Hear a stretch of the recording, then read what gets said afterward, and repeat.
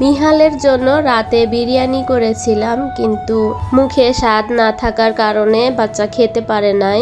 আসসালামু আলাইকুম, কি অবস্থা সবার? সবাই কেমন আছো? এটা ছিল গতকালকের একটা ব্লগ ভিডিও, তো আজ শেয়ার করছি তোমাদের সাথে।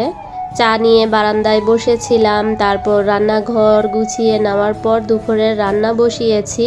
আর তোমরা তো অলরেডি গতকাল ভিডিও দেখে ফেলেছ। রাইস কুকার পরিষ্কার করে আমার মনে ছিল না লাইন দেওয়ার কথা। তো যাই হোক, এখানে মুরগির মাংস রান্না করতেছি। এটা ব্রয়লার মুরগির মাংস ছিল। আমি প্রথমে পেঁয়াজটা ভালো করে লাল লাল করে ভেজে নিয়েছি, এরপর মাংসগুলো দিয়ে একটু ভেজে নেওয়ার পর আদা রসুন বাটা দিয়েছি। এখন কিছুক্ষণ ঢেকে রান্না করব।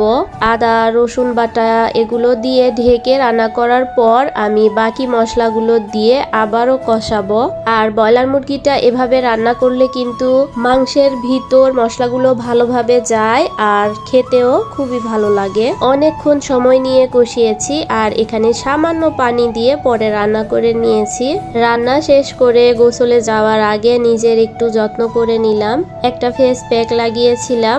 তারপর দুপুরের খাবার নিয়ে মিহালকে খাইয়ে দিব, আমিও খাবো। তো বাহিরে দেখি খুব বৃষ্টি শুরু হলো। তারপর জানালার ধারে বসে খাচ্ছিলাম আর বৃষ্টি দেখছিলাম। আমার ব্লগ ভিডিওগুলো তোমাদের কেমন লাগে অবশ্যই কিন্তু কমেন্ট করে জানাবে। আল্লাহ হাফেজ।